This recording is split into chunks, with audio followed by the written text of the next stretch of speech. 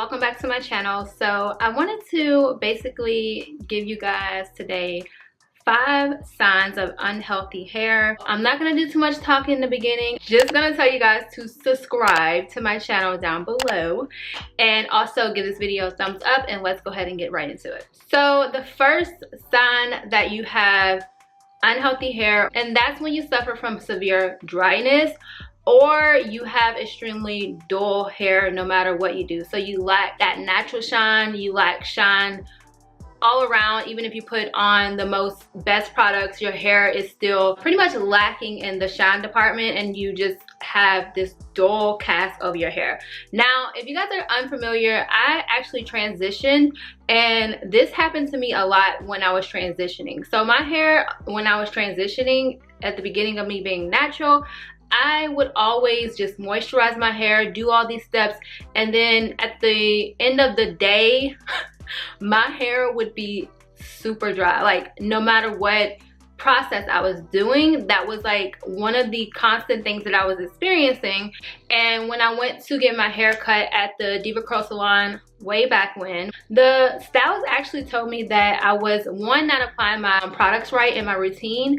2, she also told me that the reason why I was suffering from severe dryness was because I had a lot of damaged hair that was pretty much stopping the healthy hair from basically flourishing. So my hair, like towards the crown, was healthy, the new growth of course, and then when you would get down to, like, you know, actual curls, how this would curl, it would just be straight and then curl and then straight. So that typical like transitioning hair. She also told me that the way I was applying my deep conditioner, I was more focusing on the front of my hair, which was the reason why the back of my hair was not growing at that time. 2 things to avoid that is, 1, if your hair is super damaged, then you might want to either get some cut off. Once your hair is damaged, it's hard for it to come back. Now, I did revert some of my damaged hair, but there was some hair that was not coming back. So at that point, I had to go and get it cut. Also, when you are applying your products, make sure that you're distributing all over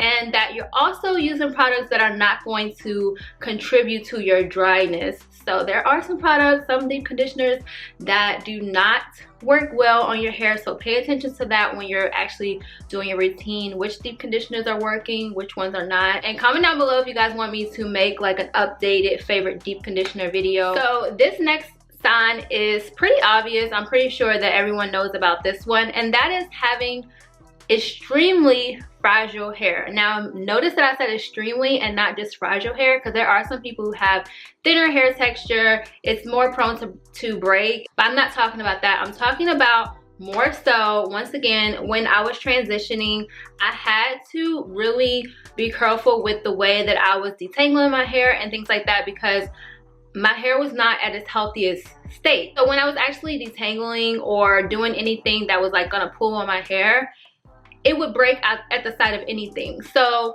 that's another sign that your hair is probably not at its healthiest, because hair that's not at its healthiest, of course, is going to be a lot weaker, needs a lot more patience and time, which is why a lot of times people just decide to just do a big chop, because a lot of people just don't have time for that. I transitioned and I loved my whole journey. One thing that I did, you guys already know about this, I made my growth oil way before I even started YouTube. I was using a lot of oils. I was doing a lot of deep conditioner treatments.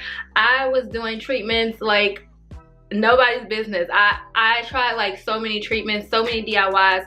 So the things that I was doing before YouTube, and then I finally made my YouTube channel and brought them on. So I'm gonna leave some videos down in the description box of like older videos of my hair and older videos of treatments that I use. So I highly recommend that if you are going through a phase where your hair is super fragile or you need to revert it back to healthy hair, then focus more on the foundation, like treatments and deep conditioners and like your wash process. If you're super busy, then at least focus on drinking a lot of water, just nourishing your body so that it can come out in your hair as well. So this next sign has to do with having extremely limp hair.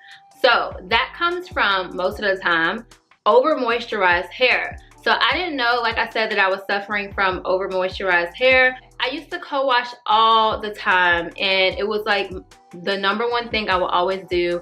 I barely ever shampooed my hair, and I just really did not believe in using shampoos. I didn't understand that my hair was actually over moisturized and it needed to be cleansed. That was more of the reason why my hair was so limp. But I basically had to go back to shampoos and cleansing my hair on a regular basis, and I noticed a difference right away. So if your hair is over moisturized, it's not going to look as good as it can look if you were actually washing your hair, because at the end of the day we have to cleanse our scalp, and if we don't cleanse our scalp, we're gonna have buildup, we're gonna have limp hair. It's not gonna be good. So yeah, when you're coming from transitioning and you don't want to use shampoos, I understand. I was like that as well, but you do need shampoos sometimes in your routine. Okay, so this next sign ties into the sign that I just told you guys, and that's poor curl pattern. And this mainly comes from, of course, if you have heat damage, your curl pattern is not going to be great. So that's more so if you have like heat damage.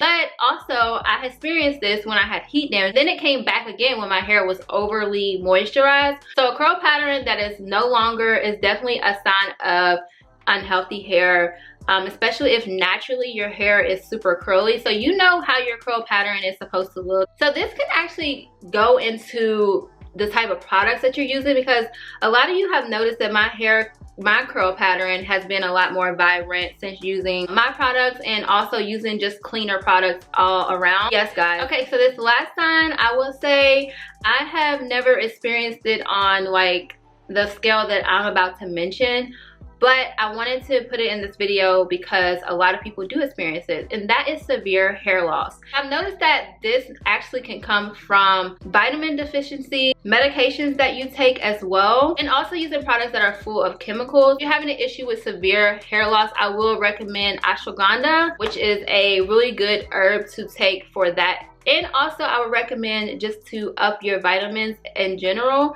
So you can take probiotics, you can take biotin, that is real biotin from a credible company where they just use biotin in the mix. I see a lot of biotins that have a lot of other stuff in them, which is why I wanted to point out that make sure that it's the real biotin. I wanted to point out the fact that if you are experiencing severe hair loss, it can also be due to stress. So it's just a lot of things that can tie into severe hair loss, but it's also a sign that something is unhealthy within your either lifestyle, or it can be in your hair routine as well. As we know, there were some products on the market that I'm not going to bring up that was giving people a lot of hair loss, and people were thinking that their hair routine was going backwards instead of forwards, and come to find out it was just the products that they were using that was causing the hair loss. And I'm pretty sure you guys know what I'm talking about because it was a pretty big deal and a lot of people had claims about these products. Once again, the products that you use do tie into your routine. A lot of people think that, oh no, you can use whatever you want, it's not a big deal. Well, it's not a big deal if you use it just, you know, a couple of times. But if you're using those products faithfully, it will turn into a big deal, because anything that you're incorporating into your routine constantly is going to have an effect on you. Okay guys, so those are the 5 signs of unhealthy hair, and also I included some ways in these signs to combat that if you're experiencing it. So I hope that this video was helpful to you, and if it was, give me a thumbs up so I can know that you guys want to see more videos like this, and I will see you guys in my next video. Bye.